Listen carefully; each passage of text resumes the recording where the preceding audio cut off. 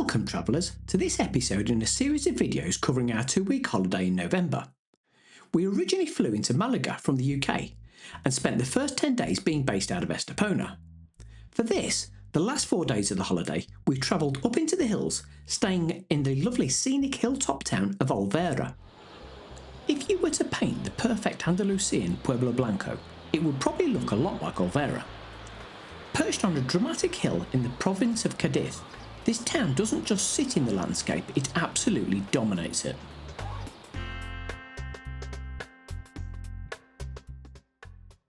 Olvera, often called the tip of the White Towns route, we're staying in a place where the 12th century history nestles within a sea of a reputed 2 million olive trees.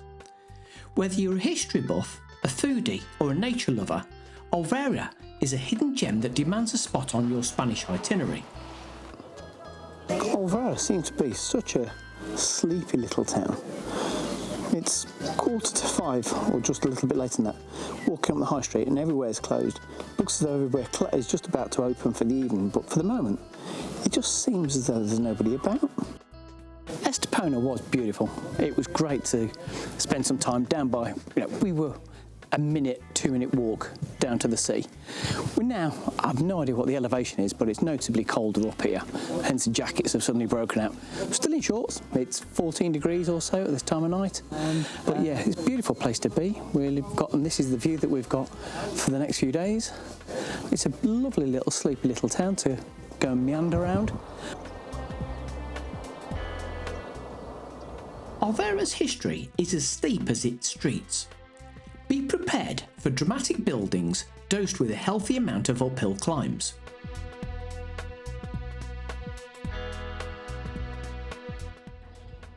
El Castillo de Olvera, the Arab castle, was built in the late 20th century. This fortress sits at the town's highest point.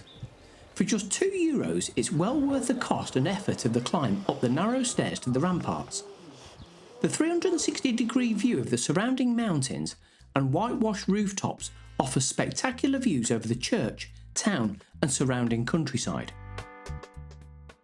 With a population of over 8,000 locals, known as Olvereños, it benefits from the village charm whilst having enough restaurants and supermarkets to negate travelling too far.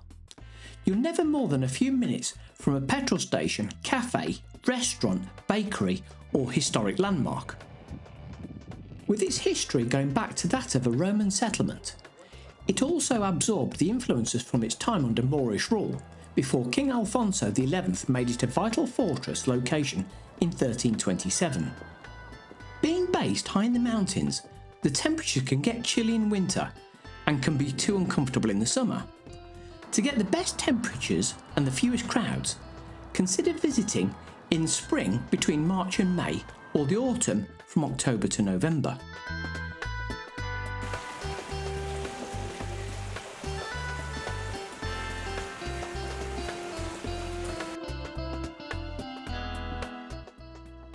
Similarly to last week when we were in that other cemetery, they are so spectacularly kept. The parish cemetery apparently dates back to 1573, having been established for those that couldn't afford to be buried inside the church. Originally, the niches were built of stone, though this moved over to brick as times and traditions progressed. It is reported that the cemetery closed in 1932, presumably having been filled to capacity.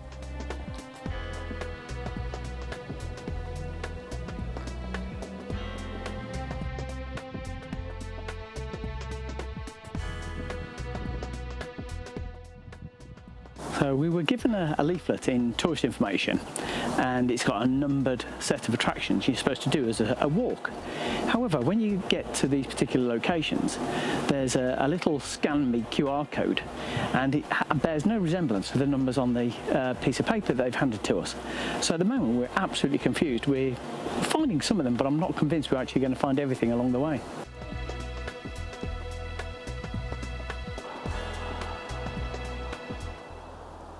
We think this might be one of them, the Torre del Olivios. So our suspicion is this is one of the 2 items in this square that we've just come up to walk up to, and the other one being this church behind me. So this is the church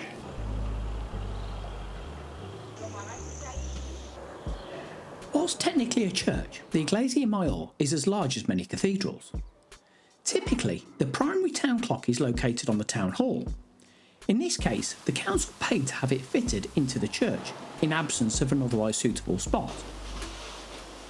Commissioned in the late 18th century, the cathedral took over 60 years to complete, with final completion in 1843.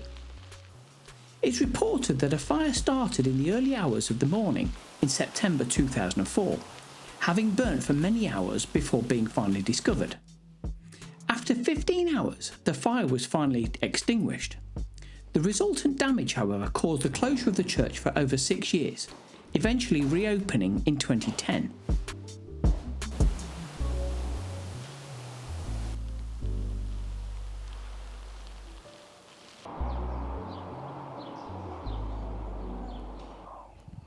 To those 2 million olive trees, Olvera produces some of the finest award-winning olive oil in the world.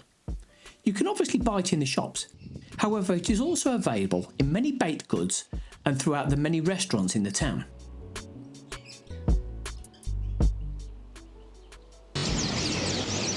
That is just utterly spectacular.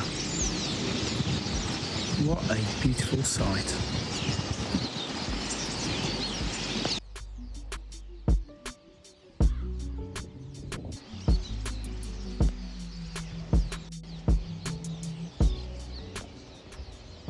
Like locusts. There's thousands of them.